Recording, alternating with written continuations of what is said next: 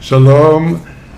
Today, the 26th of November of the year 2023, and we are on the 13th of Kislev of the year 5784. We're on our way towards Hanukkah, and since the festival of Hanukkah is all about the restoration of the Holy Temple, in our time of global turbulence and confusion, there's surely no subject more important to us than to understand the nature and the purpose of the Holy Temple. And therefore, continuing with the series exploring the secrets of the Temple, today we shall be looking at the writings of the outstanding sage Rabbi Moshe David Walli, who was a rabbi in Italy in the 1700s. He was born in 1697 and lived a very long life, passed away in 1777 at the age of 80 years old, lived in most of his life in Italy, in Padua. And Rabbi Moshe David Walli was the head of the Chavurah, the fellowship of the Hasidim of Padua, and it was in this capacity that there came into their Chavurah the young genius Rabbi Moshe Chaim Luzzatto, who became the companion and the teacher of Rabbi Moshe David Walli, in himself a true Gaon and an outstanding Makubal.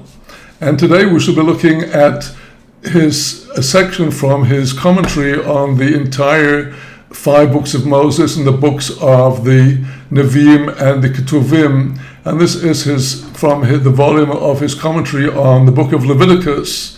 And the book of Leviticus opens with the commandments of the sacrificial system that were given to Moses directly after the inauguration of the sanctuary in the wilderness.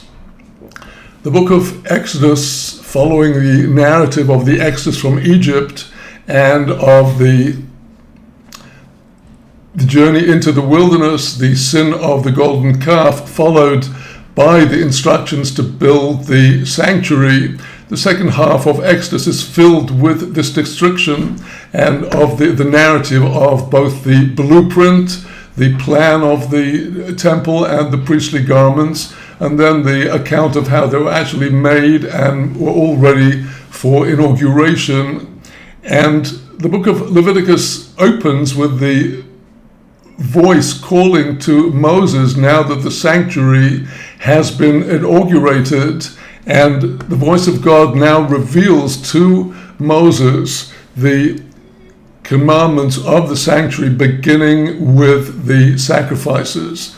The opening portion of the book of Leviticus deals with one of several different kinds of sacrifices brought in the temple. In the temple there were the daily continual offerings, that is to say, there was every day of the year one lamb in the morning and one lamb in the afternoon. These are called olah offerings. The word olah means going up, and an olah offering is one of those offerings where not only the blood and the fats of the animal are burned on the altar, but also the evarim, the limbs of the animal, all is burned on the altar with the exception of the skin and the horns, but otherwise all of the animal is burned on the altar. Other sacrifices include the sin offering, the hatat, where the fat and the blood were offered on the altar, but the meat was consumed in holiness by the priests in the temple courtyard. The same with the korban asham, the so-called guilt offering. And the fourth main category of the sacrifices after the olah, the chatat and the asham, is the shalomim offering, the peace offering, where the altar has its share of the blood and the fats of the animal. the priest who offers the offering receives his priestly portions, and the rest of the meat is eaten by the owner of the animal who brought the sacrifice together with his family and friends in Jerusalem.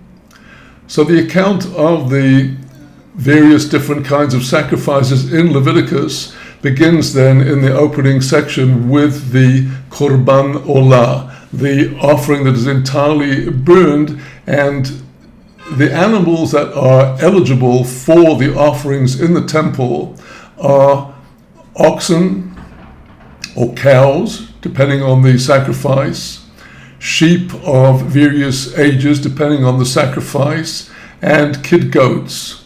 And besides those, there are certain sacrifices brought from doves and pigeons. However, no other kinds of species of animals were offered on the altar.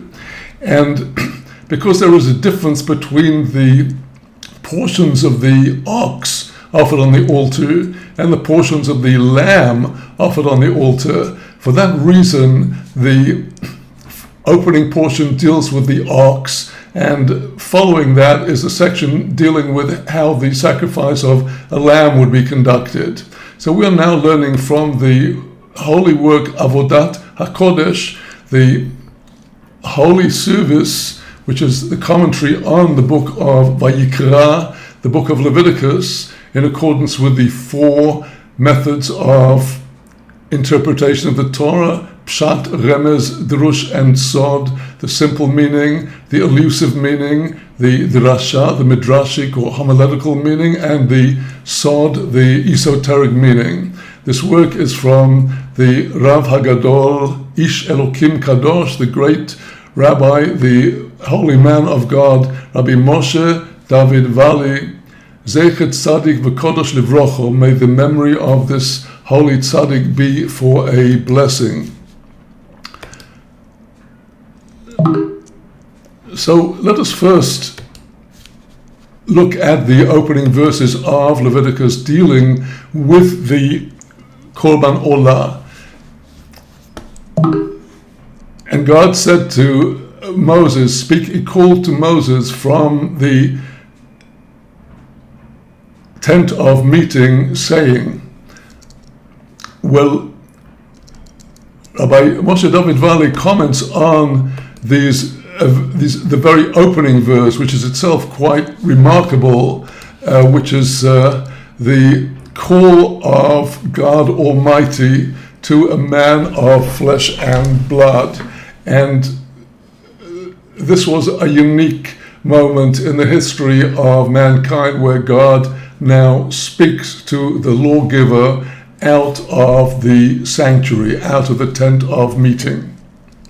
And God says to Moses, speak to the children of Israel and say to them, when a man of you would bring a korban, and we've discussed that the word korban means coming close. He's bringing something that is going to bring him close. There's 2 words in this verse with the connotation of closeness, ki yakriv and korban. When a person would bring his offering to the Lord from an animal, bring either from an ox or from the lambs, bring your sacrifice. And continues the verse, if it be an oila offering, the offering that is burned entirely on the altar, if you're bringing it from an ox, the oila offering specifically must be from a male animal that must be tamim, with no blemish, and the person must bring this animal to the opening of the tent of meeting and must bring it for the purpose of favor, not just to bring in an animal and cast it into the temple and say, well, I did my thing. One has to have the exact, specific, holy intentions of repentance in order for this offering to be accepted.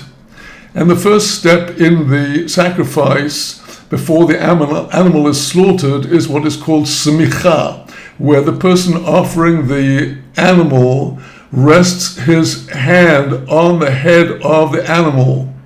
And at this time, the person must make their confession. In the case of a sin offering, the offering is brought when a person had violated one of the most serious prohibitions of the Torah, which would involve the penalties of either stoning or the other rabbinical death penalties, or the penalty of karet, spiritual excision. And this would be a cause where if a person had committed one of these sins unintentionally, they would attain their kapara through the sin offering. But here the oila offering is specifically to atone where a person failed to perform one of the positive commandments of the Torah, or when a person had entertained heretical thoughts. And the oila offering is the way to atone for this. So when the person rests his hand on the head of the olah, then the sacrifice is acceptable for the person to atone for them. And now the verse says, V'shochat es ben habokor. It doesn't specify who does the slaughtering. An unspecified slaughterer, which could be a priest, but it might be a non-priest. The only part of the sacrificial service that could be conducted by a non-priest was the slaughter. The slaughter having been done before the Lord in the temple courtyard, then come the Kohanim, the sons of Aaron, and their descendants in all the generations, and they offer on the altar, they bring close to the altar the blood. They sprinkle the blood on the altar around, that is to say, on the corners of the altar down below. The priest goes to one of the corners and then the diagonally opposite corner and spreads blood over the two sides that meet at each of those diagonally opposite corners. And this has to be done when the temple is open, the doors are open during the daytime. And after this, the animal has its skin flayed, and the animal is cut up into its portions, its limbs, and then the priests themselves first of all put fire on the altar. This had already been done earlier in the day. In the case of the sacrifices, the first service of the day was to stoke up the fire on the altar with new wood and put the wood on the altar log pile. And after this, the priests would arrange the sections, the limbs of the altar on the wood pile, the head and the place of the fat of the animal over the wood, which is upon the fire on the altar. And as for the innards of the animal, these would have to be washed first of all the refuse inside the digestive system and washed in water in the temple courtyard. And then the priest would burn all of these on the altar as a oila offering, an entirely burned offering, a fire offering, a sweet savor to the Lord. And the letter samach at the end of verse 9 here indicates that this particular is the end of a paragraph in the Torah scroll. So now, having seen the text of Leviticus, we shall presently turn to the commentary of Rabbi Moshe David Walli, who in his style interprets every word of the text of the Torah word by word in his commentary, and he interleaves his words of commentary with the text so that in fact you can read the whole thing as a continuous whole. Well, we shall actually skip his commentary over the opening verse, which speaks about the call of God to Moshe. And now we shall go on to what was the content of the call of Moshe. And this we can see. I will be reading from the text in front of me, the text of Rabbi Moshe David Walli. And let's just get it up on our screen so that we can take a look at it.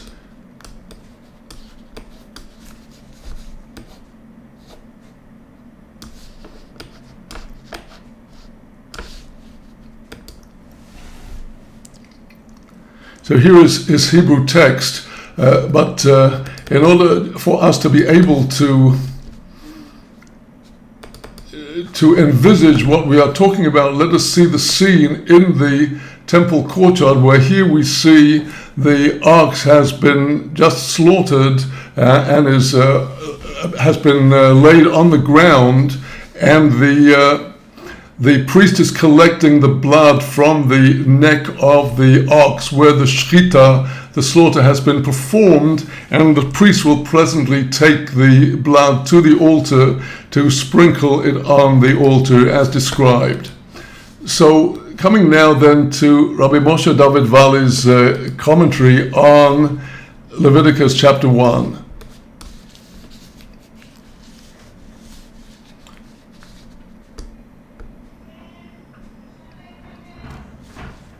So the verse begins with the words, when the Hebrew verse says, you shall say to them, speak to the children of Israel and say to them, Adam ki yakriv, when a person, a man will offer. And the reason for this use of the Hebrew word Adam is in order to complete the supreme zivug, the joining of the aspects above the supernal sphirot. The concept of Adam, which in the Torah initially refers not to people, not to human beings, but to the underlying essential form of God, which is revealed on the highest level in what we call Adam Kadmon, and all other levels stem from this. So the use of this word Adam in the verse is indicating that the purpose of the sacrifice is to complete a unification. As it says in Genesis, he made Adam, he created them male and female. The two are to be brought face to face, the upper world and the lower world, through this offering. And therefore the verse says, when a person will bring close, ki yakriv, this is called the korban, drawing close, because the person through these actions is drawing close and unifying the supreme attributes. And in this case, the offering of the Ola, offering of an ox, this would be a free will offering. This is not an obligation. This is an offering a person brings of their free will, and for that reason the verse says that the person must bring the offering to elicit favor, and the offering may only be brought from the animals that are permitted for consumption by an Israelite, namely the three kosher species as specified in the verse now, from the oxen, from the sheep, and from the goats, as we saw in the verse in Leviticus. And continuing now with Rabbi Moshe David Walli's commentary, he says that yes, these animals that are offered on the altar must be animals that are permissible for consumption in the mouth of an Israelite. And if you ask, well, why can we not bring one of the 7 hayot, the 7 wild kosher animals, those that are not normally domesticated, like the various species of deer and related species, because these also are garments of holiness. Not only are the ox, the lamb, and the goat, each of them a garment for some level of holiness. The reason why we do not offer these chayot, these wild kosher animals, is because God did not want to necessitate Israel to have to go running after them and hunting them down and snaring them.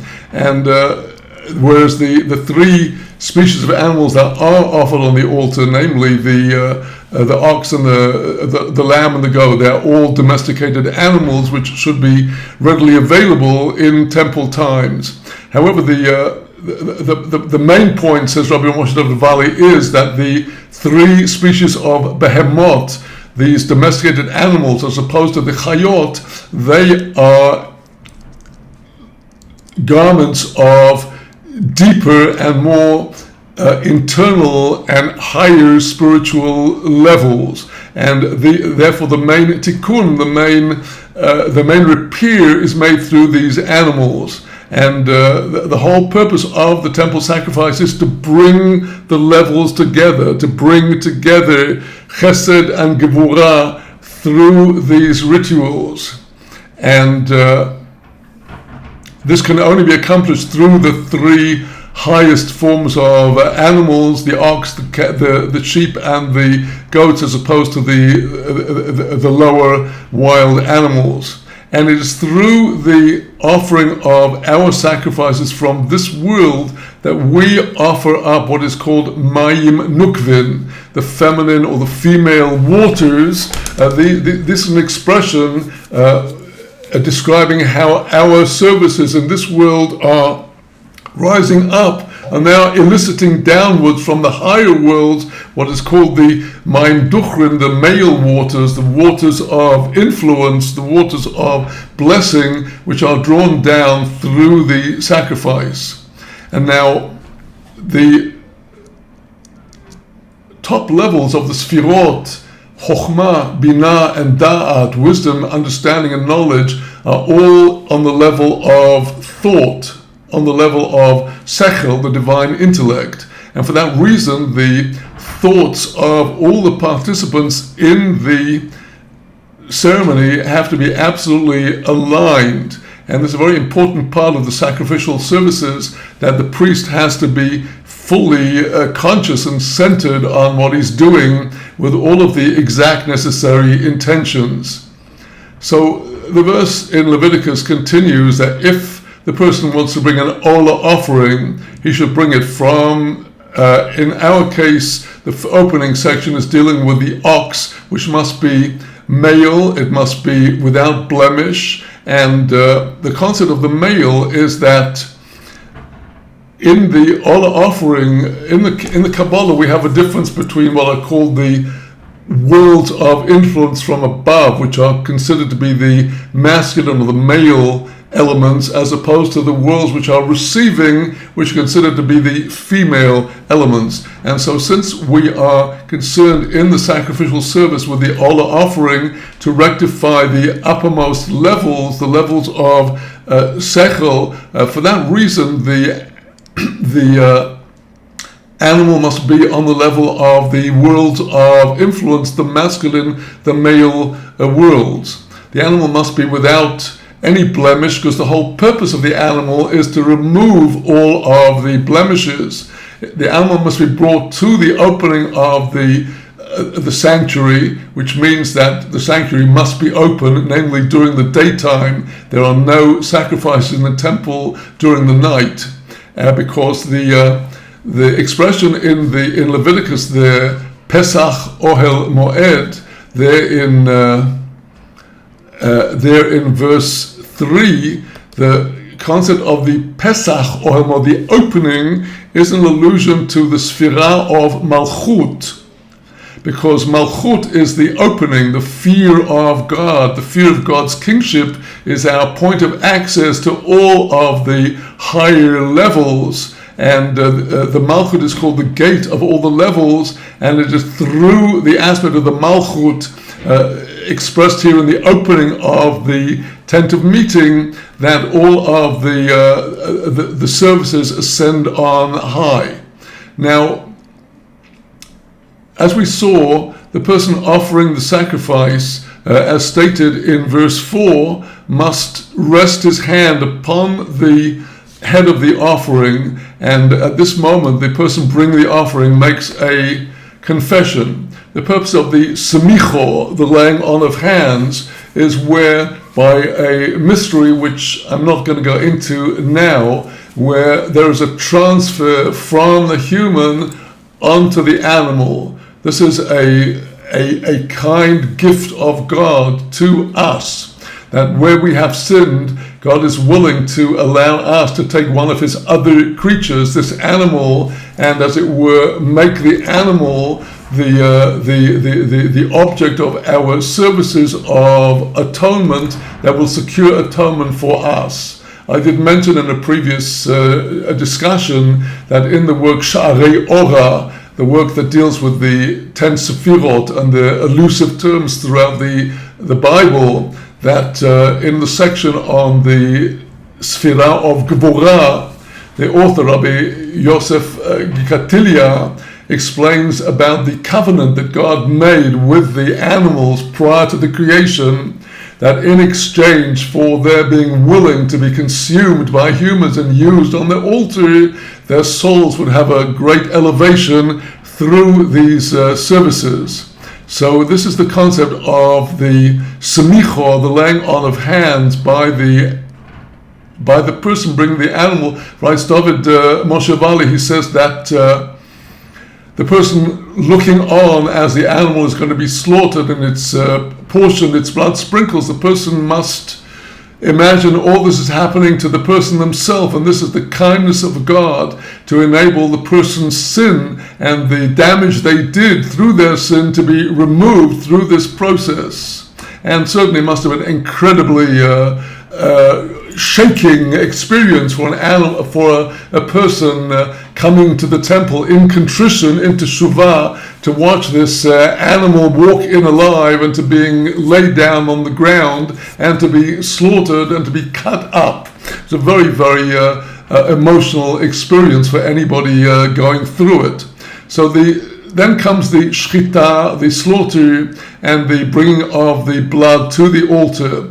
From the time of the shchita onwards, the slaughter onwards, all the services are in the hands of the Kohen. The Kohen is not required to perform the actual slaughter, although he may, but the Kohen is called the Ish Chesed, the person of kindness. And all of the services here of the Korban, although they may be shocking to some people, nevertheless they are all part of God's kindness to elevate and purify and rectify the creation. And so the circling of the altar for the sake of the sprinkling is described in the verses in our portion at the beginning of Leviticus, where verse 5 says that the priests will sprinkle the blood on the altar all around the altar that is at the opening of the tent of meeting. Well, as I already mentioned, this sprinkling is performed by the priest going to the two diagonally opposite sides of the altar, and his sprinkling, his smearing the blood on the two walls that meet on the diagonally opposite corners. And this way he actually sprinkles the blood on all four sides of the altar. This is the mystery of two that are four. By smearing the blood on two diagonally opposite corners on both of the walls that meet there, he actually gets the four walls. Well, now Rabbi Moshe David Walli, in his commentary on the sprinkling of the blood on the altar, he writes that all of these services now are from the side of kindness, that the blood of the animal will come to atone for the blood of the person that would otherwise have had to be spilled on account of his sins. And we know that the outside altar of the temple, remember there is the inside, the sanctuary is the golden altar of the incense, but no animal offerings were offered there. All of the animal offerings were offered on the altar in the main temple courtyard outside the temple sanctuary, known as the Azara, the temple courtyard. And this external altar is as symbolic of the Sphira of Malchut. That is to say that we know that the Sphira of Malchut, God's kingship, spans all the way down to the deepest depths of the creation, even to the levels where impurity have their hold. The extraneous impure forces have their hold on the sphere of Malchut, and these accusing forces always have their hold on the blood of the person. And for this reason, in the sacrifice, we take their share, that is to say, the blood of the animal, which is being brought in exchange for the blood of the guilty person. And through offering this blood on the altar, which is where these unclean forces on the sphere of Malchut have their hold at the very bottom, by smearing the blood on the altar, we are performing the kapara. We are giving these extraneous unholy forces their nourishment, as it were. They get their share, and this silences their accusations. And that is why the verse says that the priest must sprinkle the blood around the altar at the time of the opening, while the temple is open. And the reason why the blood in the case of most sacrifices is not offered on the golden altar of incense inside the sanctuary, this only happens on very special occasions. On the Day of Atonement, Yom Kippur, the goats, the goat that is sacrificed, the partner of the goat sent to the wilderness, and also the ox of the high priest, these have their blood taken inside the Holy of Holies, sprinkled between the poles of the Holy Aron, the Ark of the Covenant, and then sprinkled in front of the Parochet, the curtain hanging between the Holy of Holies and the rest of the sanctuary. But normally the other animal sacrifices, with very few exceptions, are not brought inside. Only the most serious of all the sacrifices that relate to the entire community, such as the sacrifice of if a high priest had committed a sin, or the Sanhedrin had committed a sin for which they have to bring a sacrifice. But in the case of a regular Olah offering, the blood is sprinkled only on the outside altar. The inside altar corresponds to the level of Bina, which is at the very top of the tree of the Sfirot. And on the level of Bina, there is no hold for the unclean, unholy forces. And that is why there is no need to sprinkle the blood of a regular sacrifice inside the actual sanctuary. It is the incense altar, the incense offering on the golden altar in the sanctuary, that accomplishes an enormous purification of all worlds. But as I said, we do not have in most cases animal blood on the internal altar. So continuing with the section in Leviticus, after the sprinkling of the blood, the next stage is that the animal had to be flayed. The skin was not offered on the altar. The skin was actually distributed. All the skins of the Olah offerings were distributed among the priests. But now, after the skinning of the animal will be divided up in a specified way, and subsequently, as we see in verse 7, the pieces are laid on the altar. So now to turn back to Rabbi Moshe David Walli's commentary on these verses.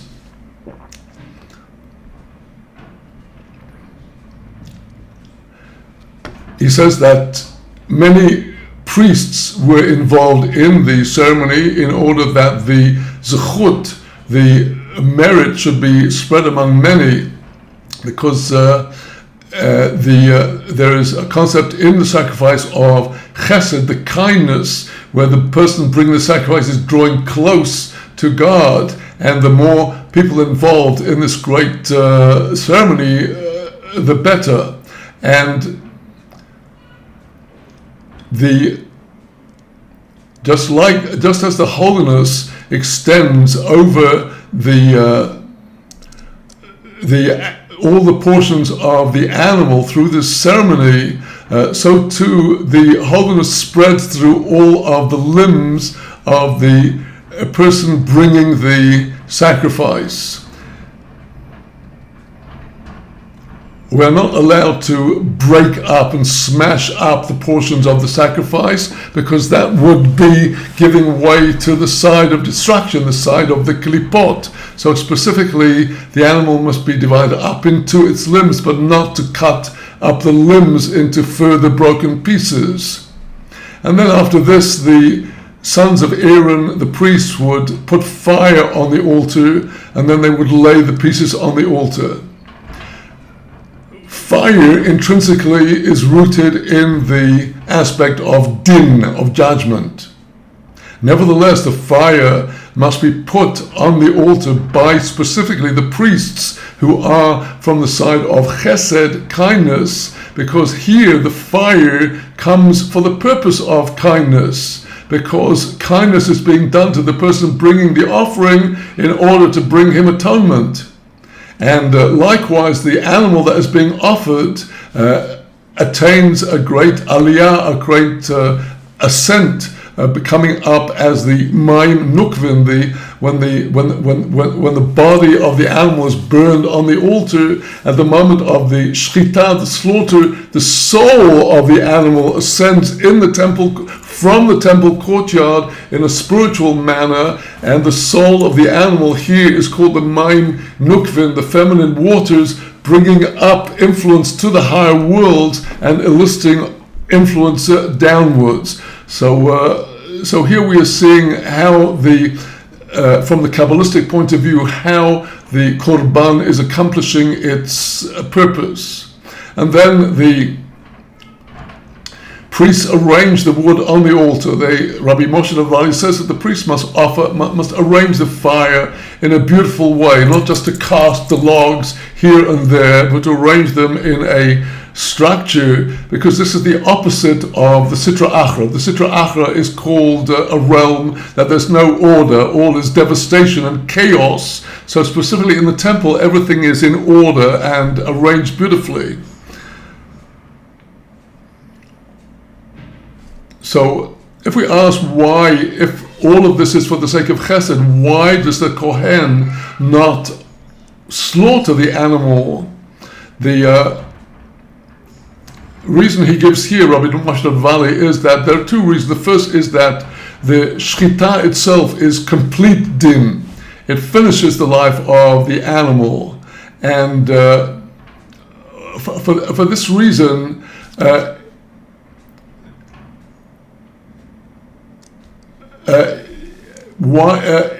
we said that the Kohen need not specifically be involved in the shchita. So why is the Kohen involved now in putting the fire, which is also din, on the altar?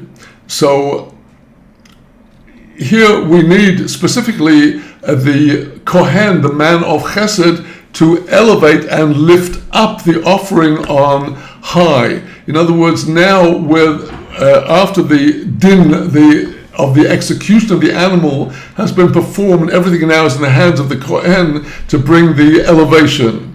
Now, of course, if the animal, when it had been sacrificed, turned out to be terefo, you don't know before you sacrifice if there was some internal blemish in the animal which would render it unfit for the altar. If so, they would have to bring a replacement animal, and there were always animals in the precincts of the temple ready and inspected with no external blemishes, ready for being offered on the altar.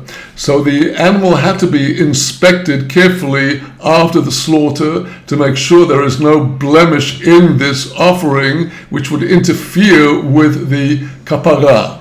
And after the animal had been divided into its sections, the priests would now come in a line and walking through the temple courtyard, they would bring the parts of the animal one by one to the altar in procession. One priest with the head, one with a leg, one with the side, and so on. And there's a specific order which is detailed in the Talmud as to how this was done.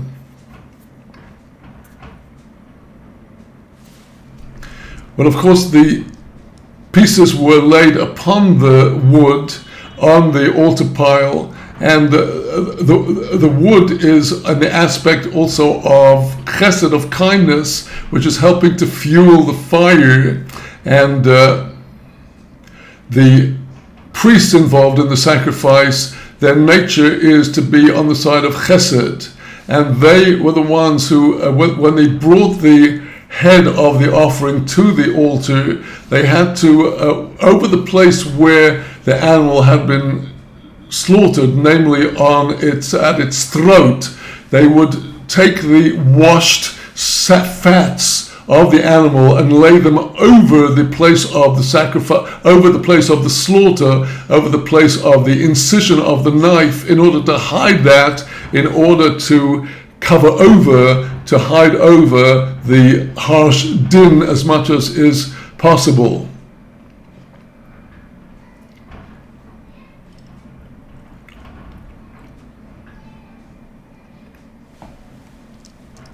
Now, Rabbi Moshe David Walli makes an interesting point about the arrangements of the portions on the altar. The verse in Leviticus chapter 1 verse 8, the priest, the sons of Aaron, will arrange the portions, the head, the peder. The peder is the suet, the fats, the chilev, which had to be burned on the altar. And Rabbi Moshe David Walli explains on this word peder, which is quite an unusual word in the Torah, that the same letters rearranged would be, if you go from the end to the beginning, they are Resh Dalet Pei Radaf. The root of Radaf, Rodef, is somebody chasing.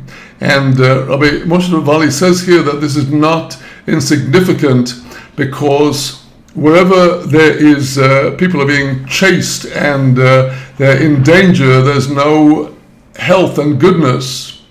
In a place where there is health and goodness and all is sound, there's no chasing going on.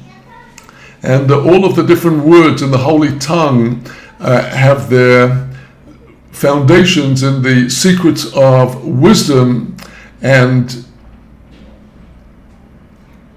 the internal parts of the animal that are offered on the altar, namely the kerev, which is the stomach and the fats around it, and the karaayim, the legs of the animal, these are corresponding to the lowest levels of creation, to the lower sphirot, where impurity is always trying to attach itself. And that is why these have to be washed before they are brought up onto the altar. For that reason, the priest would rinse the kerev and the karaayim, the entrails and the legs were washed with water before everything was brought up onto the altar to be burned up.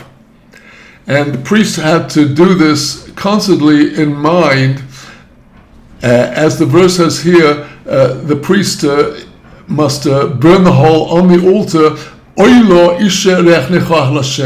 The priest has to have in mind the following concept: that this is an ola offering, specifically for the purposes which the ola accomplishes. It is an isher, it is a fire offering to God. Also, the word isher is the same Hebrew letters, the fire offering is the Hebrew word for a woman, isha, indicating that the offering is the maim nukvin, the feminine waters that are being raised up, and all of this is reach nichoach. All of it, when burned on the altar, turns into a pleasing fragrance to the Lord. That is to say, it's not that God Almighty requires perfumes, but that when we human beings fulfill the word of God as given in His Torah, that is considered to be a sweet savor to the Lord God. And this indeed was the purpose that the priest have to have in mind when he was offering the animal. He had to have all of these different aspects in mind in his offering. And it is a very interesting and important part of all of the laws of the sacrifice, that the priest had to have his thoughts, his kavanah, aligned perfectly throughout the procedure. And if he got it wrong, if he offered this ola offering as a chatat, as a sin offering, if it was Reuben's offering, but the priest had in mind Shimon, or if he had in mind some other extraneous thought, the whole thing does not work. The temple service involves all of the levels of creation. On the altar with every sacrifice is always salt. The portions of the animal had to be salted before they were cast onto the fire. So this is the mineral element on the altar. The vegetable element is that with the animal offering were offered the mincha offering of fine wheat meal, and this was mingled with olive oil, and there was the libation of wine offered with the olive offering. So these, the meal offering with the olive oil and the wine, these are the vegetable element. Of course, the sacrifice itself is the animal element, and the kohen, the word kohen is a Hebrew verb meaning one who is ministering.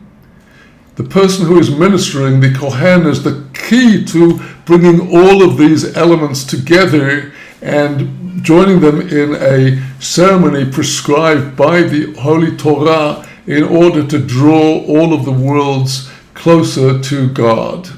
So this is Rabbi Moshe David Walli's commentary on the opening verses of Leviticus, the portion of the Olah offering of the ox. Well, this is followed in Leviticus by the commandments of the other kinds of offerings, the offering of a lamb olah, and the offering of the olah offering of birds, a pigeon or a dove. And then there are the shalomim, and then there are the chatat and the asham, all the different categories of the offerings, quite a variegated and complex system. But the more we will familiarize with it, ourselves with it, the more we'll be preparing ourselves for the restoration of our holy temple. And as our rabbi said, if the nations of the world who came to destroy the temple had only known of the importance of the temple and its services for the world, that has surrounded it by gods. And may we have the merit to promote and publicize the temple concept among our brothers and sisters, among our friends, among our students, and among all the world, so that the day will come very soon when we shall see the restoration of our holy temple, which will bring blessing into our troubled world with the help of God Almighty.